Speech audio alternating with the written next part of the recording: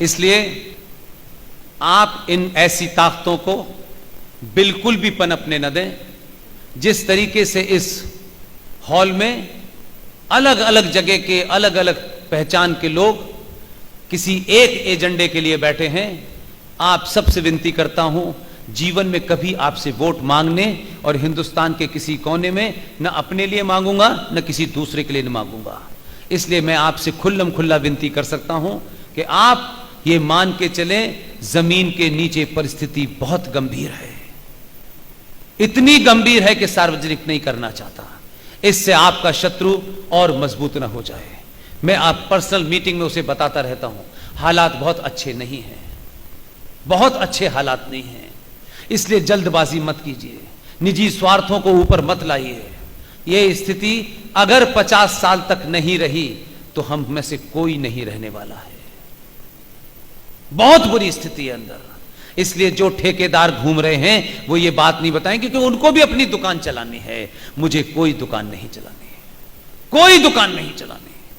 इसलिए इसको बनाए रखिए। जिन लोगों के अंदर इस किस्म की भावना पनपे, उसको आप कैसे रोक सकते हैं, उससे बातचीत करिए, उसको समझाइए। और आपके तो इतिहास में हजारों मिसालें हैं।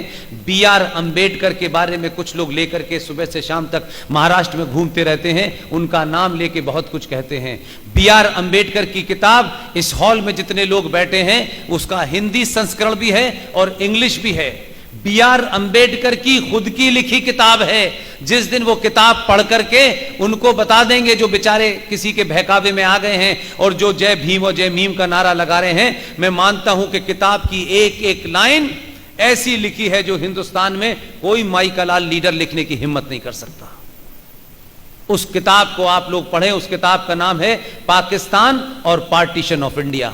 उस किताब के पेज नंबर 335, 337, 341 इन सबको पढ़ डालें। जब उनसे पूछा गया कि आपका इस्लाम के बारे में क्या ख्याल है, उन्होंने कहा इस्लाम एक बंद दरवाजा है जो सिर्फ भाईचारे की बात अपने भाइयों से करता है, दूसरों से नहीं करता।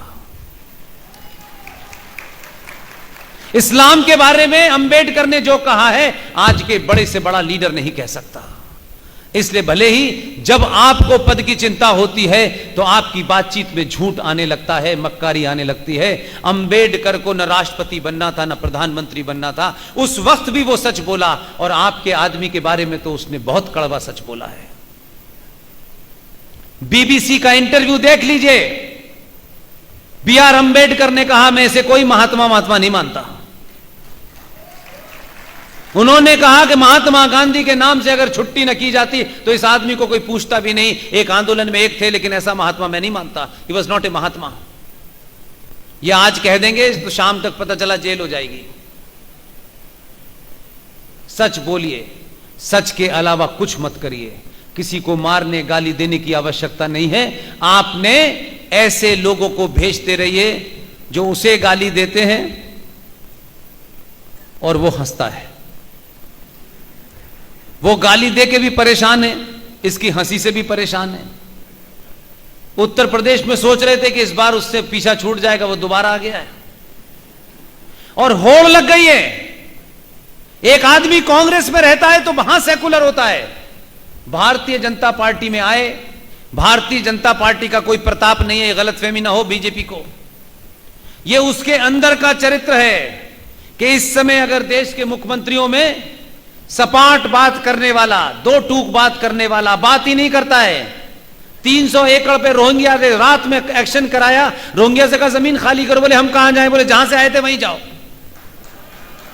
आसाम का मुख्यमंत्री हेमंत विश्व शर्मा जिस अंदाज में काम कर रहा है, अगर 5% भी मुख्यमंत्री हो गए तो ये जो घूम रहे हैं छोटे भाई का पजामा बड़े भाई का कुर्ता पहने, ध्यान रखिएगा।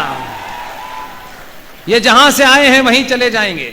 ये खजूर तोड़ेंगे ऊंट की पीठ पे खड़े होकर के। इसलिए सच बोलिए, सच। दो ही सच बोलिए। सारे धर्म बराबर कभी नहीं हो सकते। धर्म दुनिया में एक ही था, एक ही है, एक ही रहेगा। उसका नाम है सनातन। प्रकृति का नियम है। जो मजहब जब पैदा हुआ है उसका रहनुमा पैदा हुआ है, उसके जाने की भी डेट है, उसके मरने की भी डेट है। यह प्रकृति का नियम है, जो पैदा हुआ है उसको एक ना एक दिन मरना है। सनातन पैदा ही नहीं हुआ तो उसके मरने का इंतजार कैसा है। इसलिए मां बहने, कथावाचकों की झूठी कथाएं न सुने। और आपकी धरती से कह रहा हूं, मुझे किसी से लेना ही नहीं है कुछ, इसलिए मैं ये नहीं जानना चाहता कि जिन्हें कुछ पता नहीं है वो ये कह रहे हैं सारे धर्म बराबर हैं। दुनिया में ये मुमकिन ही नहीं हो सकता।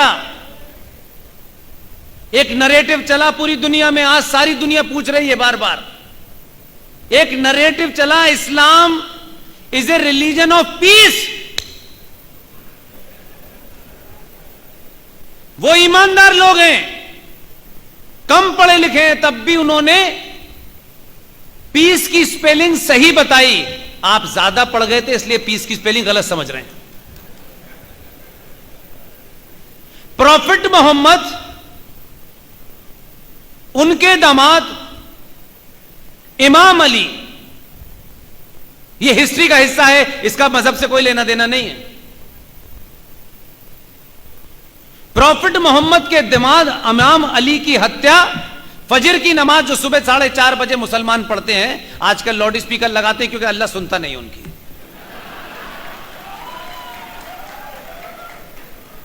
फजर की नमाज में अली प्रॉफिट मोहम्मद के दामाद जब सजदे में गए नमाज पढ़ने के लिए तो उनकी गर्दन काट दी। प्रॉफिट मोहम्मद की एक ही बेटी थी, शादियां 13 थी। उनकी एक बेटी थी फातिमा।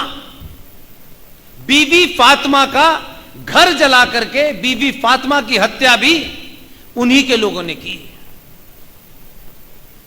प्रॉफिट मोहम्मद के बाद जितने भी खलीफा आए, पहला खलीफा अबू बकर, उसकी हत्या, उस्मान की हत्या, उमर की हत्या, और प्रॉफिट मोहम्मद के नवासे यानी उनकी बेटी फातिमा के बच्चे हसन हुसैन की हत्या करबला के मैदान में। अल्लाह अकबर नारे तकबीर, पहला कलमा तैयब तैयब माने पाक ला इलाहा इल्लल्लाह करके उनकी गर्दन काटी। वो कहते हैं Islam is religion of piece.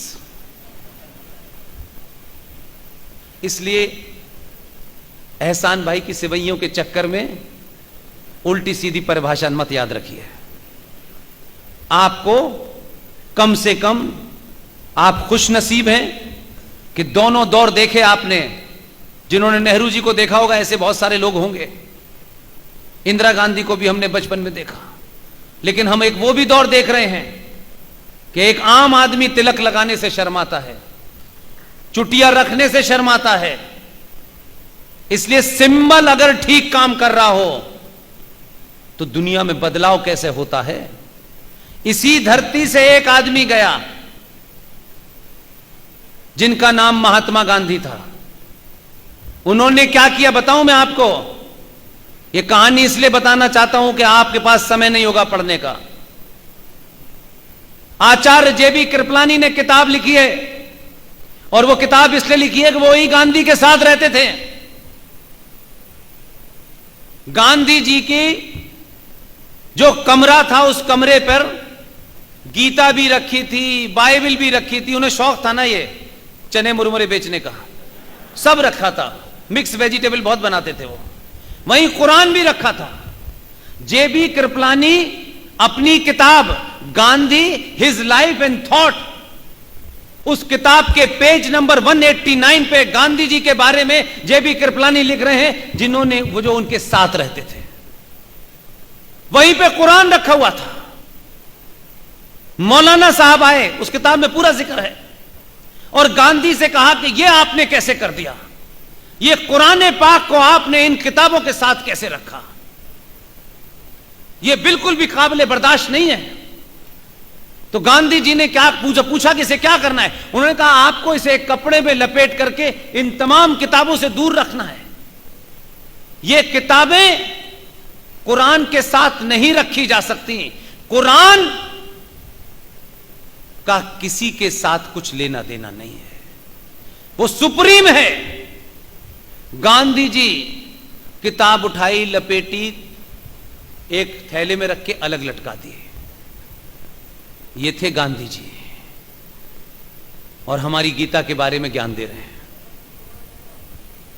इसलिए आज के बच्चों को सच बताइए, गीता के बारे में पता है ना आपको? क्योंकि बहुत सारे लोग मुझे ईमेल करके कहते हैं कि आप ये काम कराइए। मैंने कहा मैं कोई काम नहीं कराता, मैं एक ही काम करता हूं, मैं सार्वजनिक सभा में रायता फैला देता हूं, उसके बाद बटोरिए जिसको जो बटोरना है। पूरी ईमानदारी से रायता फैलाइए। आप भी रायता फैला, एक जज साहब समझ गए, 2011 की घटना है, तब यहां से गुजरात से यहां नहीं मानी गए थे, लेकिन उस आदमी की आंख देखिए, उसने उस जस्टिस को बुलाया, मिला चुपचाप, आज तक कोई तस्वीर नहीं है। 14 में जीतने के बाद पहला काम यह किया प्रणब मुखर्जी के पास जाकर के, जिसके बारे में मैं कह चुका हूं। लोगों को पता ही नहीं है कि गीता भारत का राष्ट्रीय ग्रंथ 2011 से घोषित हो चुका है। गीता कोई मजहबी किताब नहीं है। उसको मैं दूसरे तरीके से कहता हूं, जो घर चलाते हैं उन्हें रामायण पढ़नी चाहिए, जिन्हें राष्ट्र चलाना है उन्हें गीता पढ़नी चाहिए। सॉरी, रामायण और गीता के यही फर्क है, और वो पढ़ रहा है और दुनिया को पढ़वा रहा है।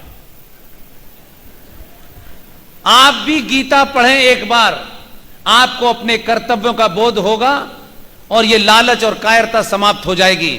और गीता पढ़ेंगे तो भगवान कृष्ण के बारे में ये जो कथाकारों ने एक अजब ड्रामा रचा है, ऐसे कृष्ण जी को बताते हैं कि सबसे छिचोरा लड़का वही था। कभी वो महिलाओं के कपड़े लेके चले जाते हैं पेड़ पे, कभी वो माखन चोरी, उनका यही चरित्र हमको बताया। ये चरित्र नहीं बताया भगवान कृष्ण का। बांसुरी बजाते बजाते जब अर्जुन धनुष बाण उठा करके अधर्मियों के खिलाफ नहीं चला पा रहा था और उसके हाथ पैर कपकपा रहे थे, बार बार वो कृष्ण जी की तरफ देखता था, तो कृष्ण ने कहा धनुष उठा और ये अधर्मी, ये तेरे खिलाफ नहीं, ये राष्ट्र के खिलाफ हैं, इनका डीएनए भी अगर एक है तो इनकी हत्या कर, बस, इसके अलावा कुछ नहीं। हम कृष्ण के उस रूप को नहीं बताते। बांसुरी बचाने वाले कृष्ण की बड़ी चर्चा होती है। वही कृष्ण जब हाथ के अंदर कुछ और उठा लेता है, वो चरित्र नहीं बताते। इसलिए मां बहनों को चाहिए कि भगवान राम का चरित्र पढ़ें तो ये भी पढ़ें कि भगवान राम आदर्श थे, मर्यादा थे, लेकिन उन्होंने भी तीर कमान तान लिया था जब समुद्र उनकी बात नहीं सुन रहा था। इसलिए इंटॉलरेंट बनिए। आपकी सरकार के नेता ने कहा है कि सड़क के किनारे जो गंदगी है उसके प्रति आपको इंटॉलरेंट होना चाहिए। होना चाहिए कि नहीं होना चाहिए? तो इस देश में 20-25 करोड़ गंदगी के गठरे घूम रहे हैं, उसके खिलाफ आपको इंटॉलरेंट होना चाहिए कि नहीं होना चाहिए? पागलों के खिलाफ, जिहादियों के खिलाफ, जो इस देश को तोड़ना चाहते हैं, खत्म करना चाहते हैं, सड़कों